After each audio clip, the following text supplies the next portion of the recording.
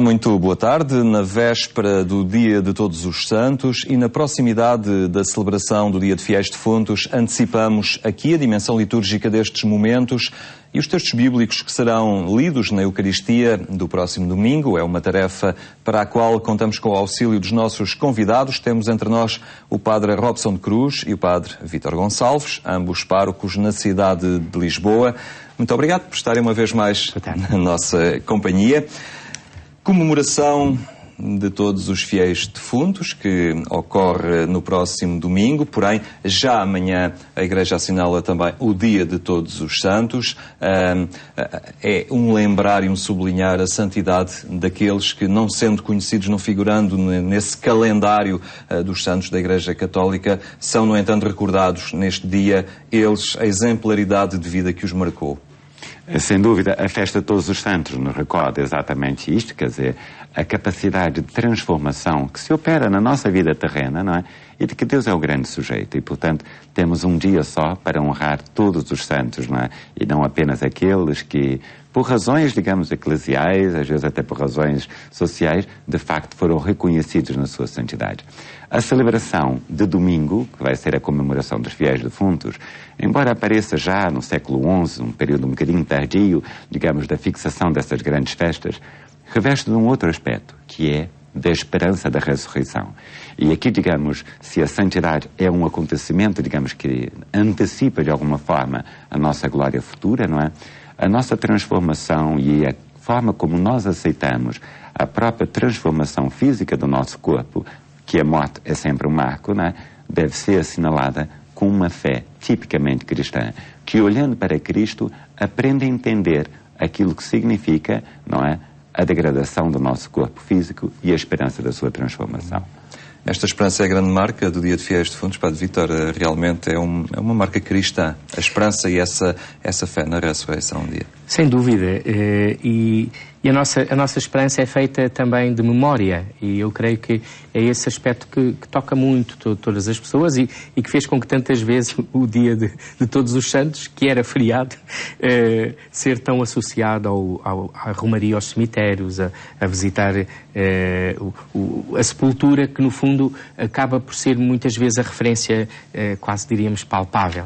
É claro que há aqui dimensões que são da humanidade em si e naquilo que é essa saudade, termo nosso, não é? Mas essa memória daqueles que estão no nosso coração, que estão vivos e aquele último lugar, por assim dizer, às vezes misturado com experiências, se calhar, eu diria, de pouca esperança, né? Mais voltadas para o passado do que para o futuro. Contudo, é um momento importante onde cristamente estas memórias são motivo de ação de graças. Eu creio que, acima de tudo, é isso que importa ressaltar. Ação de graças por aqueles que nos precederam, que nos deram a vida, com quem temos laços tão vivos, a que a fé nos dá, de facto, a certeza confiante de um reencontro nesse mistério da surpresa que há de ser a vida eterna. Muito bem, avançamos então para a primeira leitura deste domingo, comemoração de todos os fiéis defuntos. É retirado do livro de Isaías. Padre Robson apresenta-nos aí um fio último da caminhada do homem a um grande banquete, este estar sentado à mesa com Deus. É muito curioso, até porque quem fizer essa leitura contínua ia reparar que a partir do capítulo 24 começa o chamado Apocalipse de Isaías, e o capítulo 24 fala de juízo, destruição da terra. E o capítulo 25, se lhe segue, e tudo dá a entender que estamos ao mesmo nível redacional, não é? Fala exatamente de uma esperança nova. O que seja, também marca aquilo que é uma experiência tipicamente bíblica, não é? O homem aceita que é mortal, o homem aceita, digamos, que não é eterno sobre a terra, não é? Mas alimenta agora uma esperança nova, ou seja, de participar numa renovação completa da parte de Deus. Em que consiste esta renovação? Aqui fala concretamente tirar o véu que cobria todos os povos e enxugar as lágrimas, não é? Que véu é esse? É o véu do luto, é a cegueira dos gentios que, seguindo os ídolos, não eram capazes de se abrir a um horizonte mais vasto, a que Jesus dá o nome de vida eterna. É a revelação do próprio mistério da salvação de Deus, né? De que depois de nos ter preparado uma vida tão admirável neste mundo, ainda é capaz de nos recriar para uma vida ainda mais admirável no outro, não é? E é aqui que a imagem do banquete fala exatamente nisso, não é?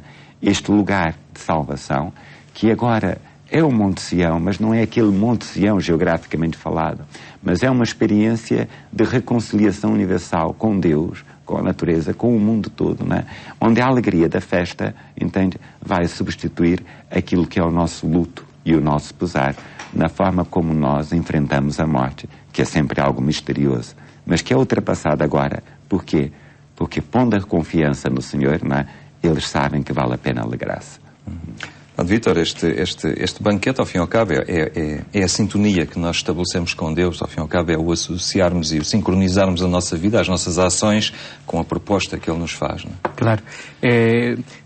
A Bíblia está cheia de banquetes, está cheia de momentos de refeição muito significativos e percebemos que a refeição aqui abrange, no fundo, a dimensão de uma plenitude, de uma alegria plena. Eu gostaria de fazer uma referência porque muitos dos nossos telespectadores vão encontrar, se calhar, outras leituras neste dia, porque há 3 esquemas de leituras e nós escolhemos este, o terceiro. E é muito interessante quando olhamos as leituras todas, parece que também há uma progressividade. A primeira leitura da primeira missa é o livro de Jó, a experiência do pó e da fragilidade humana. Na segunda leitura, Judas Macabeus, ainda também no Antigo Testamento, uma expectativa já de oferecer algo por aqueles que faleceram, portanto, confiança da sua ressurreição. E aqui, com o profeta Isaías, esta proclamação deste banquete, um banquete de manjares suculentos, e este véu, de algum modo, gosto de o ler, o véu que se tira com aquele olhar de São João na sua carta, que diz: um dia seremos semelhantes a Deus, porque o veremos tal como Ele é. Portanto, esta revelação plena de Deus como a experiência máxima da salvação. O Deus que nos prepara algo tão maravilhoso aqui, como dizia o Padre Robson, ainda será capaz de nos surpreender muito mais nessa plenitude prometida. E depois é para todas as nações. Cá temos, novamente, o tema da universalidade. Muito bem. A segunda leitura é do apóstolo Paulo aos Tessalonicenses.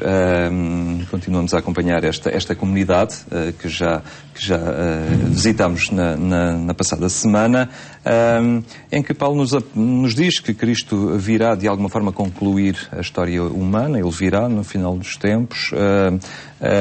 No entanto, aqueles que viverem esse dia não serão mais ou menos daqueles que entretanto já tiverem falecido ou que já tiverem morrido, porque esses também participarão na glória de Deus. Mas Paulo usa uma expressão muito concreta: não queremos deixar-vos na ignorância. E para Paulo, entende, a atitude saudosista de quem apenas olha com melancolia para o passado, que sente a falta daqueles que já morreram, não é aí que está a fonte da consolação. Paulo diz: a consolação não vem do passado, a consolação vem do futuro. E que futuro é este? É aquele anunciado pela palavra de Deus, não é?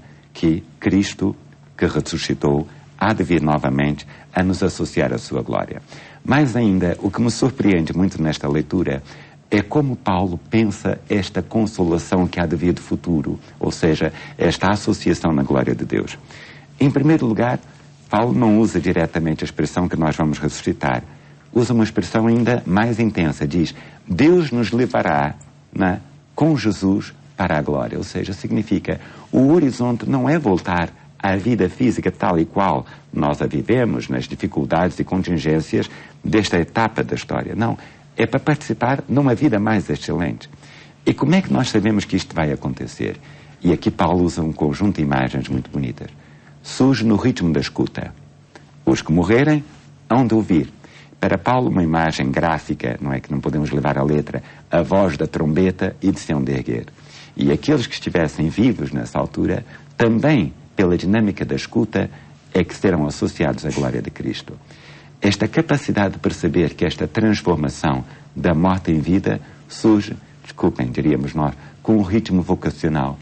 Nós, tal como somos chamados à vida, tal como somos chamados a diversas tarefas e missões concretas, também seremos chamados a participar numa vida de plenitude com Cristo na glória dos céus, não é? E eu acho muito bonito isto, porque Paulo diz, a palavra que é o garante é depois também o próprio veículo, o próprio instrumento com que Deus serve para nos chamar a uma vida mais plena. num dinamismo de escuta e de resposta. Padre Vítor, por vezes parece que as pessoas não estão conscientes, ou os próprios cristãos, desta proposta e desta certeza de ressurreição, ao fim e ao cabo, de encontro definitivo, da participação naquele banquete. Há poucos semblantes com aspecto de ressuscitados, não é? Quando olhamos para as nossas comunidades cristãs. Bom, por vezes. O que é o semblante ressuscitado? Embora... Rostos mais alegres. Mas isso, até li há dias um estudioso que dizia que quem sorri mais, quem ri mais, vive mais e vive melhor. Portanto, fisicamente e medicamente... bom, mas nós... Claro, porquê? Porque tudo isso evoca luz, evoca brilho, evoca esplendor, de algum modo. Eu creio que, de facto, a ressurreição, para mim, joga sempre em dois campos. Uma pertence a Deus e Ele vai surpreender e é dom e graça dele. A outra é responsabilidade minha, responsabilidade nossa aqui, de facto, neste cotidiano. O que é viver já como ressuscitados? E é viver com Cristo. Creio que esta dimensão da escuta, que de facto aqui parece, é muito interessante, porque São Paulo como constrói isto assim com uma visagem, com uma imagem quase hollywoodesca, portanto, uma marcha, um caminhar para essa trombeta que toca, para essa voz que chama, mas isso significa estar atento. E eu creio que é aí. É na atenção, é no cuidado cotidiano. Não é o cuidado do medo, longe disso. Mas é o cuidado do valor, da importância de cada coisa, de cada momento, de cada pessoa, de cada situação. Tudo está, de facto, como que tudo é ocasião para viver como resposta a este chamamento. Portanto, a atenção é já viver como ressuscitado, é não andar, diríamos, distraído, não fazer da vida passatempo. E aquilo que existe de poder fruir e saborear também da beleza deste mundo é com uma atenção capaz de ver o próprio invisível. Eu creio que é nessa ordem que nós cristãos somos chamados a estar presentes no mundo e a viver nesses ouvidos despertos. Não que o Senhor esteja a conduzir ou a lançar sempre ordens, a ordem do dia, tal, hoje é fazer isto. Não. Mas porque há aqui uma relação de viver com Cristo que já pode ser vivida aqui e já somos chamados a vivê-la aqui. Para mim é nisso. A atenção, o cuidado, o valor de cada coisa. E depois também, de alguma forma, há aqui uma certa dimensão de manifesto contra a amargura, o desânimo, sim, o desalento que caracteriza tantas pessoas na sua vida e que têm razões para isso. Não vamos camutear essa questão, mas que há uma esperança e esta caminhada que fazemos em direção a Deus terá que ser marcada também por alguma tranquilidade, porque acreditamos em, não é? Sim, só que caímos no facilitismo, muitas vezes, de querer consolar o outro, mas estando fora. Não, a verdadeira consolação, termina o São Paulo a dizer, consolai-vos aos outros com estas palavras. E estas palavras é com Cristo, com a presença de Cristo. E Cristo ensina-nos uma coisa, às vezes a nossa presença vale mais do que 1000 palavras. O nosso estar, do que dar respostas feitas. Ou chavões que nos agarramos assim, com uma espécie de refrões muito bonitos, mas não têm vida. É preciso ter ali a nossa vida e é aí que marca esse tal cuidado, atenção, presença, cuidado ao outro e atenção ao outro. Não é aquilo que eu lhe quero impingir ou que eu gostaria que ele sentisse. Não, eu tenho que captar o que ele sente e o que ele está a viver, para viver com ele. Muito bem, avançamos então para a proposta da terceira leitura, Evangelho de João, que nos fala do alimento, da Eucaristia, não é? Desse pão que Cristo que representa, Ele que se entrega, que se faz alimento para a humanidade. É assim, o texto é de uma beleza extraordinária, mas vale a pena também situarmos o contexto dramático onde Israel vive, digamos, a expectativa de poder, de alguma forma, participar da glória de Deus, né? O pecado constitui uma ruptura. O pecado significa exatamente morte. E aquilo que o homem pode fazer depois de ter pecado é oferecer o sacrifício e, portanto, esperar misericórdia e perdão, ou então mandar o bode expiatório para o deserto, purificando assim a comunidade. Jesus substitui este esquema tipicamente sacrificial por uma refeição e diz: se não comerdes a carne do Filho do Homem, não tereis a vida em vós. Onde o próprio Deus se torna agora aquele que nos acolhe à sua mesa. Mas ao mesmo tempo, onde toda esta violência, entende, da morte e da vida, já não é prefigurada agora num animal imolado no templo ou num bode que é solto no deserto, mas é no dom da sua própria vida, não é? E, portanto, o aspecto trágico está presente, é a consumação na própria vida de Jesus daquilo que a promessa da Eucaristia representa. Porque, de facto, o que ela traz de novo é isso, não é? A possibilidade de nós sermos comensais de Deus, não é? Não surge de uma exigência de que o homem sofra para poder participar da glória. É Deus que sofre para nos assumir agora num contexto de paz, não é? E é curioso porque Jesus coloca um realismo muito grande.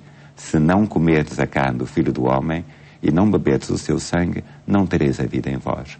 Ou seja, esta refeição, não é, que nós chamamos a Eucaristia, a missa, a ação de graças, não é, pelo dom de Jesus, não é, torna-se verdadeiramente caminho para participar nesta profunda reconciliação com Deus.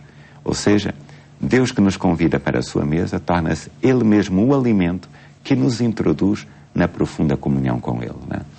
Para os judeus isto era muito complicado, porque a ideia da representação dramática, do sofrimento, etc., essa sim, o sangue derramado da vítima, parecia ser o preço necessário para que o homem se pudesse aproximar de Deus. E Jesus substitui esta lógica, digamos, de violência e de agressividade por uma lógica de comunhão e de paz. É comer do seu corpo e beber do seu sangue. No realismo que aquela refeição sacramental significa, que nos pode reintroduzir na comunhão com Deus. Não? Padre Vítor, ao fim e ao cabo, Deus apresenta-nos um itinerário de vida, não é? Para nos sentarmos ao tal banquete, também participarmos da sua refeição. É, o banquete de Isaías, da primeira leitura, vemos aqui a surpresa completa, nesta linha, já que o Padre Robson também referia, que nos faz ficar sempre, no fundo, pequeninos.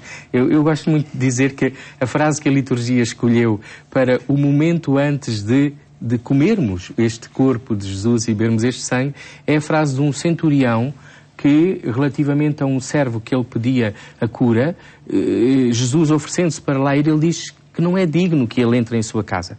E de facto, aproximamos-nos sempre desta realidade com esta humildade. Eu creio que é isso mesmo. É perceber que a própria comunhão não é um prémio para os bonzinhos ou para quem é perfeito, mas é para quem está neste processo de participar e de viver cada vez mais com Cristo, de querer viver dele, de permanecer nele. Quem come a minha carne, este verbo tão incisivo em São João, permanece em mim e eu nele, e que não tem nada de mágico, mas tem acima de tudo de salvação, de experiência de uma comunhão que não é um ato nunca isolado, não é um ato meramente individual, é de indivíduos, mas é um ato pessoal, mas numa dimensão sempre comunitária. E eu creio que viver esta dimensão da Eucaristia no contexto da celebração, da comemoração dos fiéis defuntos, abre-nos para uma dimensão de comunhão, também com aqueles que partiram, já não apenas de memória, mas da sua vida em Deus, que esperamos um dia também participar plenamente, mas confiamos que Eles já nos antecipam, já nos precedem nessa glória.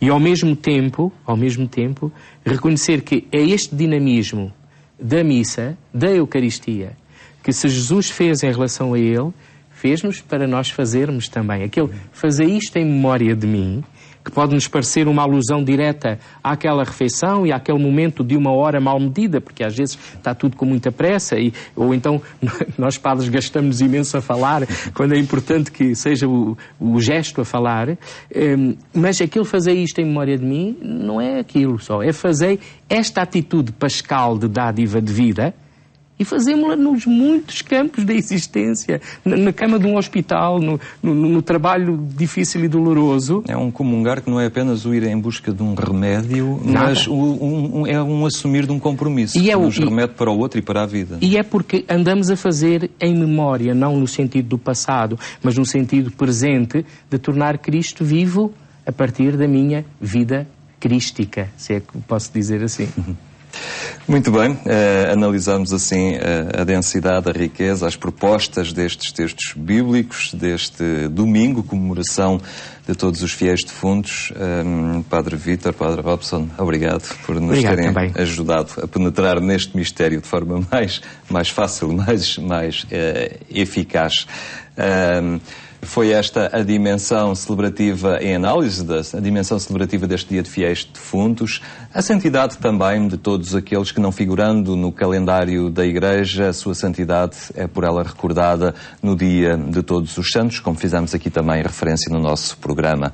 Obrigado por ter estado connosco. Lembro então que mais logo, pelas 22h45, Eclésia está também na emissão da Antena 1. Tenham uma boa tarde e um bom fim de semana.